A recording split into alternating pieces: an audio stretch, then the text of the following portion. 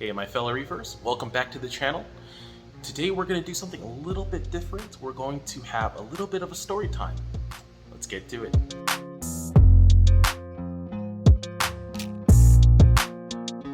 So today kind of what I want to talk about is how really none of us reefers are perfect. We always have one issue, we always have another issue, and because we have a new tank and we moved everything from an old tank, I have a lot of issues. So today I just kind of want to go over quite a few of them just to show, hey, we're not all perfect reefers. Even if the comments say, oh, this looks great, oh, that looks great, there's always essentially something. So one of the most prized coral I've ever owned is this Goniopora right here. I haven't had it since it was just like a little frag that I got for like 40-50 bucks, and it's been growing since 2019, and right now it's about the size of a softball. So it's gotten really big in the last few years that I've had it. And unfortunately, you can kind of see here, there's a couple little bald spots. There's one right there. There's also one on the top, and I can't really pinpoint what the issue is with this Goniopora. It may be like a bacterial issue, or it just doesn't like that I moved it to a brand new tank. A lot of people say Goniopora don't like to be moved, but unfortunately, it's kind of downhill. Now I did dip it, and hopefully that does help. It does look like it slowed down the necrosis just a little bit, which is great, but only time is going to tell. Now, the worst case scenario is that it starts to get real bad, in which case I'm thinking I might just bring it to my fish store and just ask them to cut it into pieces, and hopefully I can at least save a few, because if I can't save the entire colony, to me personally that's fine, but I'd like to save at least some of it just because there's a lot of sentimental value to it. Now, the next one is also this Goniopora. Now, this guy hasn't been doing too well in the recent past. As you can see, it's pretty white. It's supposed to be pink, but same thing. I've had this guy for a few years. Usually he has spurts, like he does great, then he kind of just dies down, and it's kind of a back and forth thing. It's very weird, but hopefully he gets better soon. I'm not really sure what the issue is here, and there is actually a part that looks like it's kind of dying, but that's because yesterday I kind of dropped him on the floor while I was trying to dip him. So I don't really have high hopes for this one, but maybe it'll pull up. Not sure, but who knows.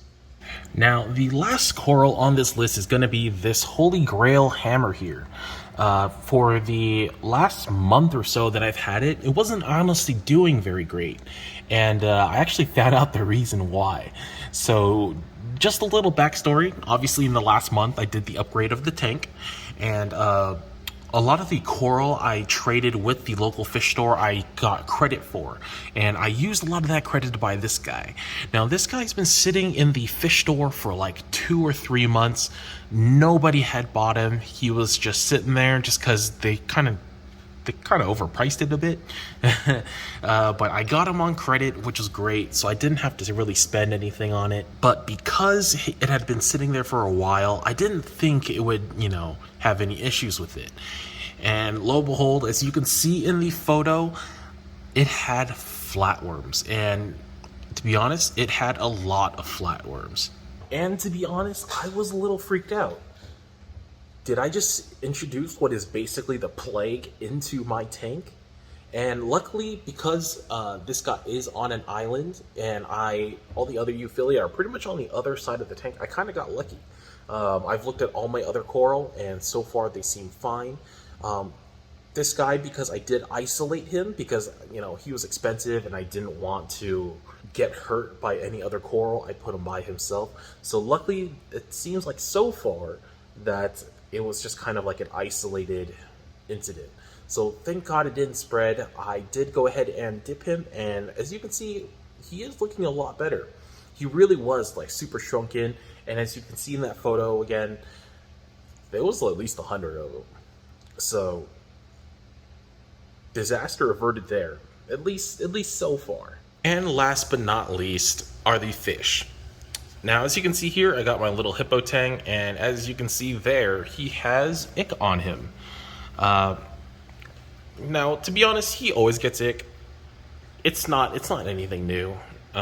He's actually had it for like a week or so, and none of the other fish have had it.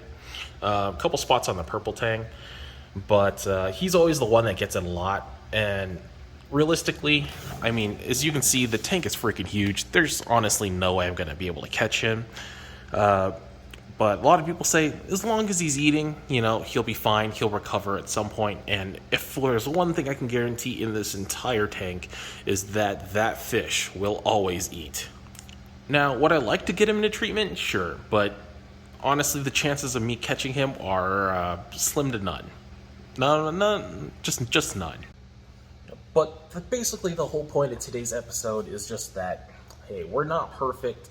Nobody is. Everybody's going to have their own sets of problems, and it's up to your own research and maybe having a helping hand that you can figure out how to overcome these obstacles.